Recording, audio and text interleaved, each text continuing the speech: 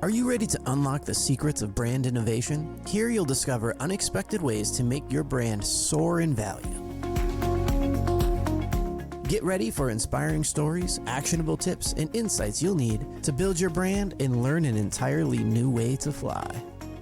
This is the Hummingbird Effect. And now your host, Wendy Coulter. Hi, I'm Wendy Coulter, president of Hummingbird Creative Group. Welcome back to the Hummingbird Effect. Today we're sitting down with a master storyteller, a national marketing powerhouse, and a true champion for modern leadership. With over 20 years of experience shaping the senior living industry, she's the Senior Director of Communications, Marketing, and Sales at the Kendal Corporation. She has masterminded massive brand refreshes, launched innovative community partnerships, and spent decades helping organizations find their voice. When she isn't driving national growth strategies, she wears a few other impressive hats, including being a dedicated Ohio University alum, a fiercely competitive pickleball player, maybe, a lover of the Carolina coast and the mountains, and a proud sports mom who you can always find cheering the loudest in the bleachers. She's an incredible advocate for leaders, and she's here today to share her insights on how small changes in how we connect can create massive shifts in our communities. Please welcome to the show, Morgan Lamphere. Thank you so much for having me, Wendy. It's a pleasure to be here. It's great to see you today. Yeah. And we were just catching up a little bit on how we originally think we might be connected, which is through Bill Sears and the Searstone community, which correct. you worked with. So tell us more about that and tell us a little bit about your role now at Kendal Corporation. Yes, absolutely. I'm so happy to be here in Cary. I actually started my career in senior living in Raleigh, North Carolina in 2004. And after working with Sunrise Senior Living for 4 years, I had a meeting with a gentleman named Bill Sears, who is the principal architect of Sears, Hackney, and Williams. And Bill and I sat down and he told me about the dream that he and his family had for a community called Searstone. And I had the opportunity to meet his mom and dad, John and Maggie Sears, and learn more about this beautiful piece of property that they had on the corner of High House and Davis Drive. And at that time, Searstone was just getting started as a vision, and I joined the marketing team there. And we worked at the model home that was there on Davis Drive for what felt like forever. And that was in 2008. And we finally got that community funded and constructed, I think, in 2015. Yeah. And what an amazing experience that was, just working alongside residents who at that time, they're in their 70s and they're trying to talk about a dream that was going to happen 3 or 4 years from now. And I can't tell you how many residents that I worked with that told me, honey, I don't even buy green bananas, and yet you're asking me to take a chance on this community. And we were really fortunate to overcome a lot of obstacles to get Searstone up and running. And that's what really got me into working in development for life plan communities, and how I ended up eventually working at Kendal and supporting all of our different Kendal communities throughout the country and their sales and marketing efforts. Well, I think Searstone was really quite a gift to the town of Cary and our residents and our community. And it's a CCRC, correct? Correct, which is another word for a life plan community. Those are kind of terms that we use interchangeably now. In the old days, they were called continuing care retirement communities, or CCRCs. And there was a little bit of a pushback in our industry with the word care. And so we're kind of shifting that language over to life plan communities because it's really about making a plan and not necessarily all the care that we provide as part of living in the community. I think that's a great shift. shift. And as we're talking about a marketing shift, right? Yes. I want to pivot us to a hummingbird effect because that's what we're here to talk about. And so if you can please share a specific instance where a seemingly small change in marketing, sales, or something you were doing made a tremendous impact that was unexpected in another area of the business, which is what we're talking about when we say the hummingbird effect. Yes. So what have you had going on? Talk me through that. Well, over at Kendal, our organization has been around for 50 years. And in the course of the past 50 years, change has been something that has happened very slowly at Kendal because of the way that our organization is founded. And just recently, in the past 2 years, which is a very short span of time, we have made a slight change to the way that we are doing branding at Kendal.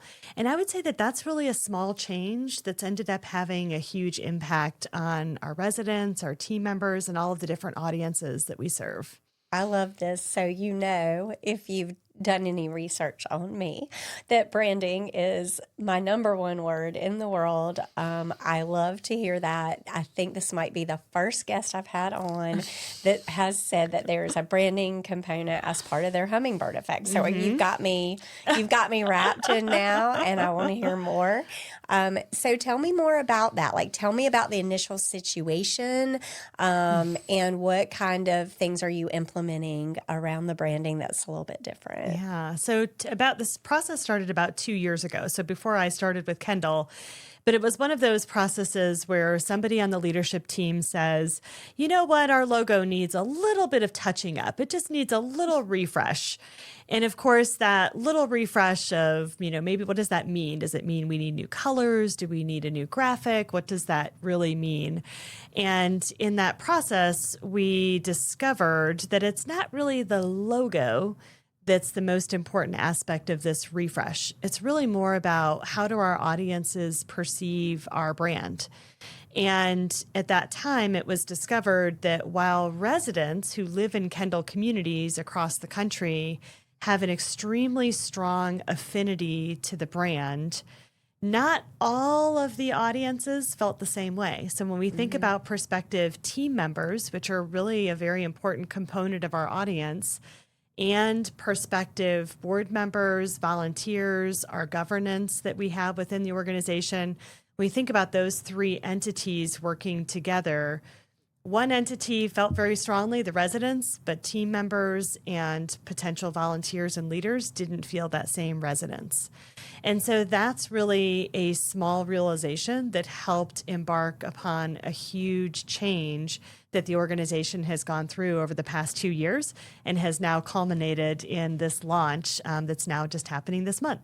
Oh, wow. Yeah. Okay.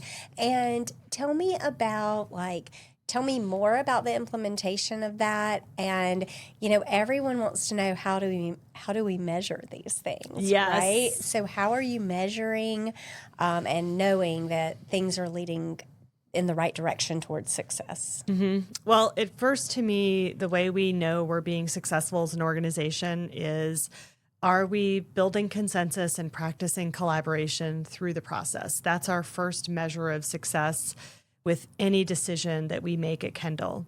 And the reason for that is we're a Quaker-based organization. We were founded in Quaker values. And so truly any decision that's being made across the organization has to be made with collaboration and consensus. And so when we started that decision-making process, it was also really important for us to be clear of how is this decision going to be made? Who's going to be the one at the end of the day who makes the final call? So making sure that we were practicing that throughout the process was really a key indicator of success. And now as we look forward to, okay, now not just, making sure that everyone has the different email signatures and they're following the brand guide, but does this actually resonate with our audiences? Do we actually find that team members are using the new brand, or are they reverting back to the old brand? That's one indicator of success. And then, of course, we have our lead generation indicators as well. Are new residents starting to pick up on this? Are we improving our metrics when it comes to recruiting new team members? Those are some small metrics that we can watch over the next 6 to 12 months to make sure, yes, this is working. We're having a lot more engagement on social media. We're having more people raise their hand and say, ooh, I'm noticing this. What's different about this organization? I want to be part of this and I want to learn more.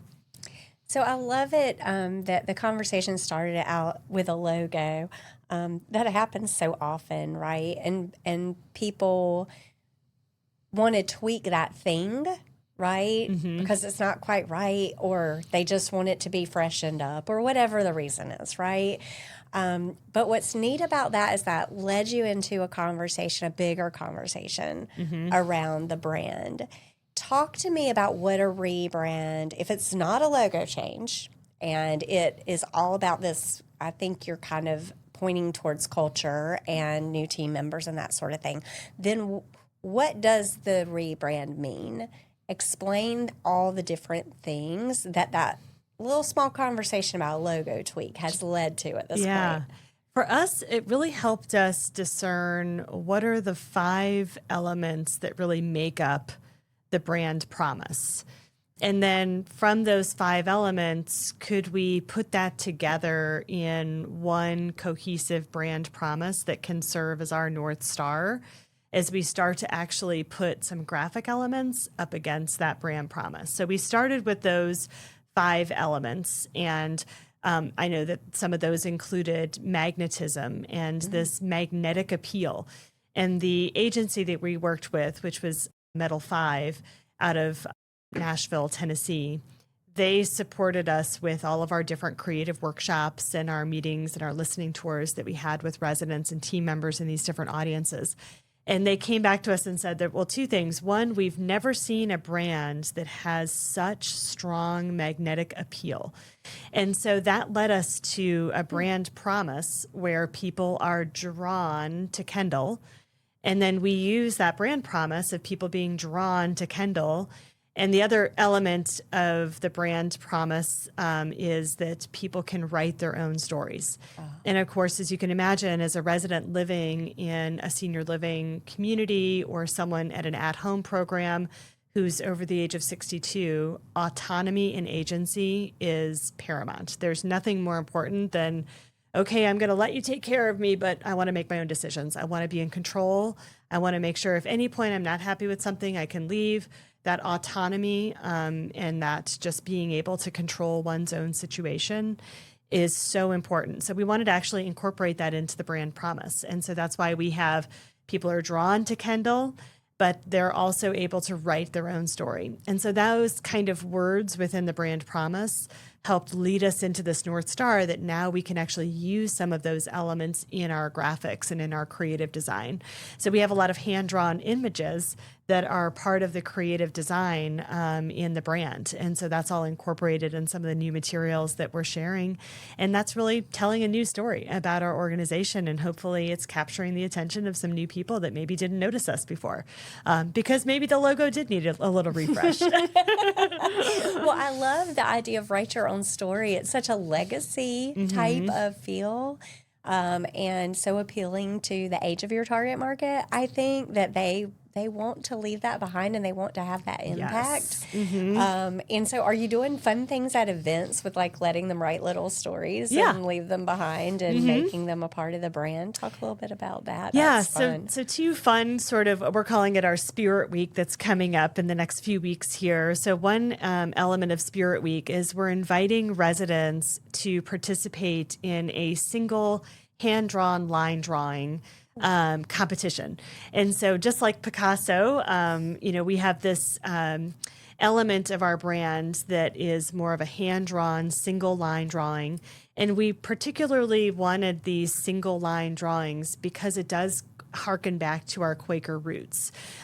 Simplicity is the number one principle of Quakerism, and just being able to make something beautiful out of one line is quite an accomplishment. And so we're inviting residents to participate in that contest. And then something else that we're doing is we're asking our team members, our other core audience, to help us learn, how are you writing your own story? How did you write your own story to become part of Kendal? And where does that story take you? And so we're inviting our team members on giant Kendal banners at each of our affiliates to write their own story right there on the banner. And of course, taking photos of that and hopefully sharing that more broadly so that they can be recognized for coming out and really telling us where they want to go within the organization. That's fantastic.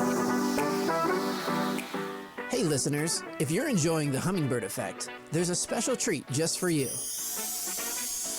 The team has put together a free downloadable resource that maps out 20 reasons why having a branding strategy is essential for your business. It's packed with valuable insights that help you understand the power of effective branding. Don't miss out. Download it now by visiting the website hummingbird-creative.com or checking the link in the show notes.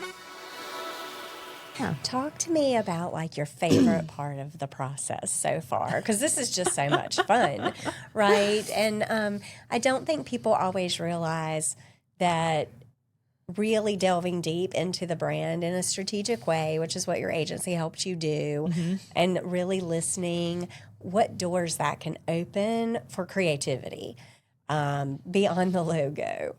So what has been the most fun part of this process for you as the marketer? You know, I will say the most interesting part of the process has been how many people want to participate in the decision. And so, you know, when I first joined Kendal, we were just kind of coming to the end of, okay, we've got all of our different choices, we've got our creative elements, we've got to make some decisions here. And so we made some decisions. We involved who we thought were really our brand ambassadors at each affiliate, all of the different marketing directors. We were involving them in those decisions. They felt like, okay, good, we're heading in the right direction. And we actually came out with a brand mark that was brand new. It involved some new colors. It was pretty bold. It was very modern. And we presented it to the CEOs, and the CEOs hated it. Absolutely hated it. And so listening and having stakeholder meetings while it was, quite frankly, getting beat up a lot of comments of, what were you thinking? And this looks like a paperclip, and we don't like the shape of this. And how come we have this? Why are we doing this anyway? And it was really, and that was my third month at Kendal, was kind of going through these stakeholder sessions. And so not only CEOs wanted to participate, we also had board members and other team members that were really, that they felt, of course, they're drawn to this brand. This is their organization. So they felt this extreme ownership of, what are we doing? What are we doing with this logo? And, you know, while that was a pretty challenging time and we were getting, you know, our team was getting beat up a little bit, I actually really loved it. I love the fact that people were engaging and they cared enough to say, I don't like this, and I'm not going to wear this on my name tag, and you've got to fix this. And it gave us some really good feedback from a wider audience, not just from residents who we had listened to during the creative workshops, but just this wider audience was now participating. And then that really led us to change that original brand mark to something that ended up getting so much more buy-in and excitement from the stakeholders that they now felt ownership of it. And now to see where we are with it, and oh well, yeah, that's our brand mark, and this is what it means. And now people actually know it, and they understand the reason we chose what we chose, and that's been really fun to see how we've gone from a listening place to a doing, and listening and doing, and now the results of that coming out, and people getting really excited to put it on their email signatures and use it in different ways. Well, and I think like understanding the feedback and somehow navigating your leadership and all the people involved to let them understand it's a process and that feedback is a good thing and it's okay. Yes. I think so many times I watched a particular branding activity. My agency wasn't involved in it other than I was like able to listen in on the meetings. It was a public branding opportunity, and it got so frustrating to everyone.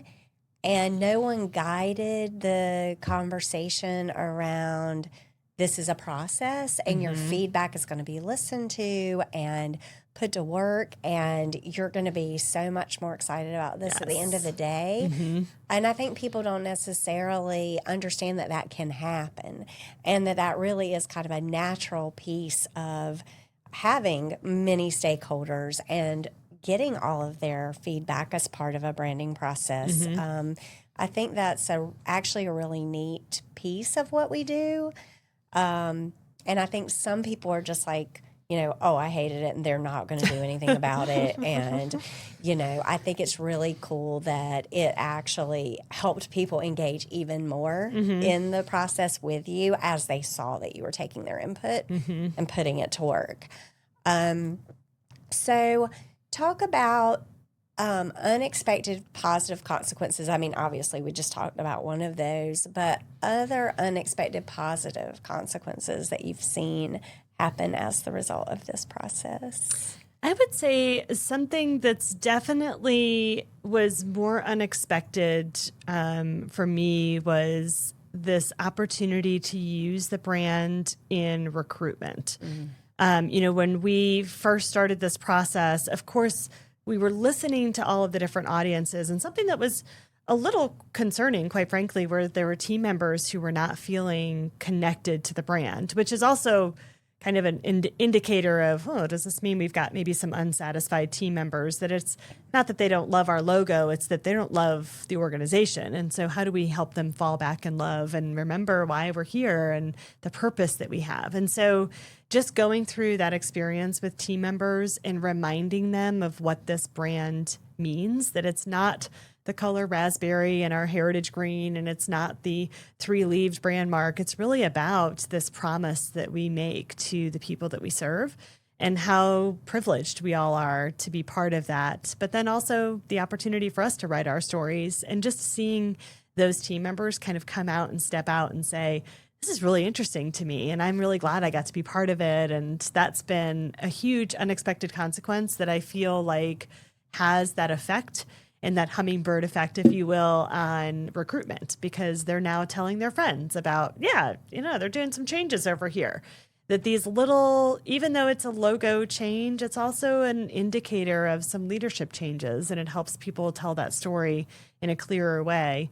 And everyone likes a new T-shirt and, new fun things too that they can All the share. swag. Yeah, the swag is always fun too. So yes, all those things. Mm-hmm. Well, and I think that tying the communications aspect into the branding and making sure the marketing and the comms through recruitment is all cohesive is something that a lot of companies struggle with. And so I always think that's a great side effect of branding, that it kind of forces an organization to look at every level.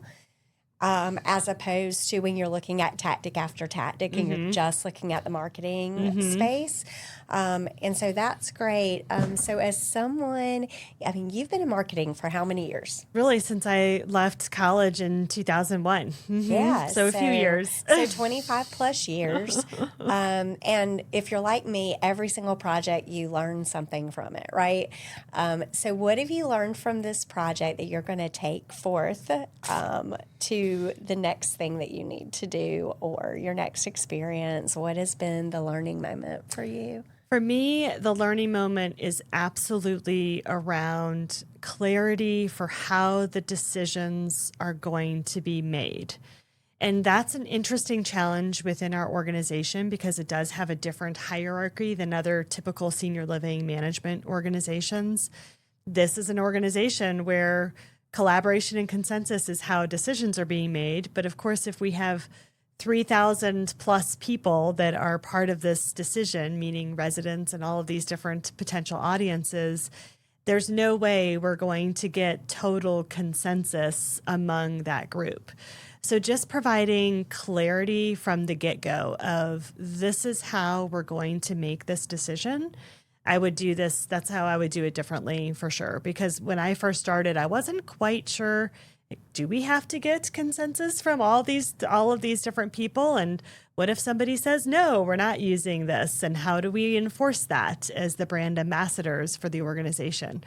So I think that's something that I would definitely take with me the next time we do a brand. And we're calling it an evolution, not a refresh, because it's an evolution. We should have the expectation that we look at our brand, we evaluate if this is working, we tweak things as necessary on a regular basis, not just waiting every 12 years, which is what the organization has done in the past. Yeah, I think evolution is definitely the word today. And you've been around long, like I have. Like 20 years ago, you couldn't really have an evolution the same way, just because technology didn't exist to enable it the way that it does today. And I think it's so cool because we can continue to build and create and expand and evolve a brand now in such a different way than we could before because of technology. You can just continuously be thinking about it and tweaking it and updating it if you need to. And I think the consensus thing is so interesting. That's a little overwhelming to think, oh, I've got to have full consensus from all of these people. I think that's a really interesting way that you had to approach the project. Is there anything that you would change looking back now? I think, when I first started, we had 3 different creative choices that we were considering. We hated, as a leadership team, we hated 2 of the 3. Looking back, I think there was a little bit of a feeling that, well, if we present these to everyone as a potential choice, there's a good chance that our safest choice would have ended up being the one selected. And as a leadership team, we have just recently made a lot of big changes. And so we wanted the brand to reflect that modern look of the organization. And so we made the call to put forth more of a modern position, and we took some flack for it. Yeah, I'm sure. And so that's where we, and in fact, this logo that I'm speaking of that we kind of started with, we were affectionately, it was called the Special K, and it looked pretty funky. I still like it, but it looked a little too funky. And then it was sort of, because it was so, we had such poor feedback, the whole process received that same kind of, it was painted with that same feedback. So we had to really do some backtracking to say, okay, here's how we came to this decision. Here's why we're here. And just really remind everyone why we go through a process like this. I think that's tough. Making a decision whether to show the options or not, that then makes it so that the people, if they're then involved in making comments and decisions later, they didn't see the whole story. They didn't hear all of the rationales behind all of the options, which can create friction, I think. Yeah. That's what you're describing. Yeah, so that's interesting. And every leadership organization makes kind of different decisions based on kind of who they feel like they're working with and how everyone makes decisions and those kinds of things as to how much to share. Yes. Right? So it sounds like you think it would have maybe been better to have had more transparency from the get-go. Well, and it's always a trade-off. With more transparency, with more people involved in the decision, then the decision's going to take a longer period of time. And the process already had been about a 2-year process. So there was already a feeling of, my goodness gracious, this is taking too long. How much money are we spending on something that's taking so long? This agency's been invested with us for this whole time. And so we didn't have enough communication through that 2-year time period to help everyone know it's still working. We have some creative things working behind the scenes. It's not as if we're paying the agency by the month. They have a one-time fee for this project. So whether it takes a year or 2, they're getting paid the same amount. So I think transparency on all of those fronts would have made the process better. And these are all learnings and good opportunities because we're going to continue to go through this evolution together. And I'm excited to be leading next steps with it and leading us to where we go next, and hopefully incorporating some of the things that we've learned. When we talk about learning, there's so many young marketing people out there now, and the field keeps growing. I mean, with AI and digital marketing, it's a huge growing field.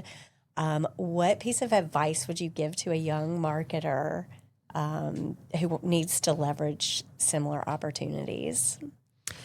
My piece of advice would be relationships.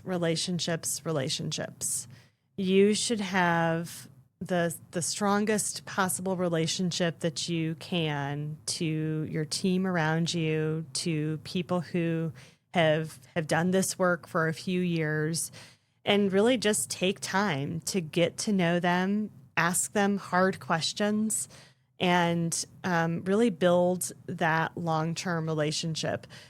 Now, I would also say at the same time, you should have your same relationship with your AI service of choice and be building that agent, because that work is also great investment work that you can do that's going to improve your relationship with AI and the technology as we go on.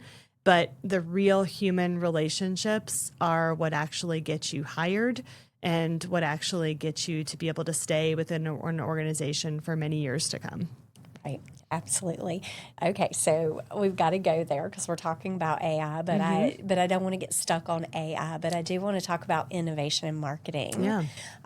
So talk about innovation in your space and how you've seen innovation happen, whether that includes AI or not. But just talk about how innovation plays a role in marketing today. Yeah. Well, I would say in the past year, a tremendous change has been made in how we practice good SEO and good GEO within our website. So I would say that's a huge area of innovation, is just first being able to identify, are we performing? How are we performing? We're all pretty good at performance metrics for SEO, but making sure that our performance metrics for GEO, for generative engine optimization, are as good or better. Because as we know, our customers are searching for senior living options, and they are using AI far more than the Google search results that we've seen even 6 months ago. So that's a huge innovation place to start with. From a user perspective and what we're doing on the marketing team side, we have been building our own agent, and we're practicing with this agent so that we could potentially roll out an agent for each affiliate. So while we have KD at the Kendal level, it's our agent that supports us with all things marketing, strategy, tactics. It helps us with onboarding plans. We have a whole process that we've done to actually create this agent as a team member and treat it as such. And we're rolling out that education and that process to the rest of our team so that Kendal at Oberlin could have something similar and could have a similar service so that they could benefit.